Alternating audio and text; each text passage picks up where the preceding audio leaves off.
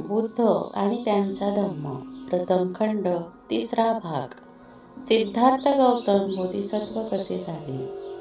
नव्या प्रकाशाच्या शोधात, त्यामधील तिसरा भाग, समाधी मार्गाचे शिक्षण.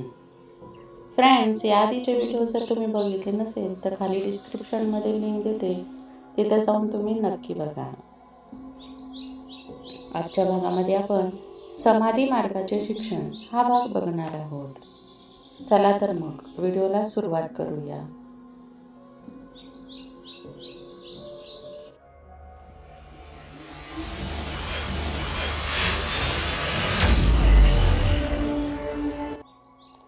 आपल्या प्रश्नाचे उत्तर शोधण्यासाठी गौतम निरनिराळ्या मार्गाचे परीक्षण करीत असताना ध्यान मार्गाची म्हणजे समाधीची माहिती करून घ्यावी असे त्याला वाटले.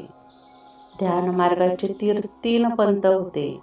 या सर्व प्रकारात एक गोष्ट समान होती आणि ती म्हणजे ध्यान म्हणजे साधनेसाठी श्वासोश्वासावर नियंत्रण ठेवणे. एका पंथाने अनापानसती नावाची श्वास यंत्रणाची पद्धत अनुसरली होती. दुसऱ्या पंथाने प्राणायाम नावाची पद्धती अवलंबली होती. या पद्धतीत श्वासोश्वास प्रकारचे 3 भाग पडतात. श्वास आत घेणे म्हणजे पूरक, श्वास रोखून धरणे कुंभक आणि श्वास बाहेर सोडणे रेचक. तिसरा पंथ समाधी या नावाने ओळखला जात होता. आलार कालम ध्यान मार्गावरील प्रभुत्वातील प्रसिद्ध होते. आलार कालमांच्या मार्गदर्शनाखाली आपणाला ध्यान मार्गाचे शिक्षण मिळाले तर फार चांगले होईल असे गौतमाला वाटले. म्हणून तो आलार कालमांशी त्याविषयी बोलला आणि मला ध्यान मार्गाचे शिक्षण देण्याची कृपा कराल काय असे त्यांनी विचारले. मोठ्या आनंदाने आलार कालमांनी उत्तर दिले. आलार कालमांनी ध्यान मार्गाचे तंत्र त्याला शिकविले. त्याचे एकूण 7 पद्धती होत्या. गौतम त्या तंत्रांचा दररोज अभ्यास करू लागला. त्या तंत्रावर पूर्ण प्रभुत्व मिळाल्यावर आणखी शिकण्यासारखे काही आहे काय असे गौतमाने आलार कालमांना विचारले. आलार कालमांनी उत्तर दिले, नाही मित्रा, माझ्याजवळ शिकविण्यासारखे जे होते ते एवढेच होते. नंतर गौतमाने आलार कालमांचा निरोप घेतला.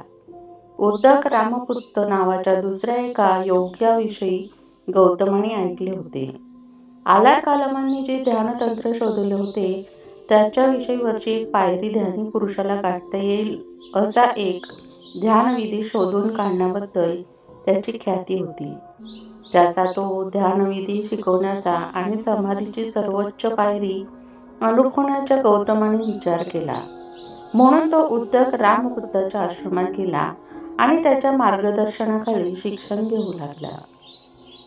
थोडक्याच काळात उद्दकाच्या ध्यानविधीचा 8वी पायरी त्याने आत्मसात केली.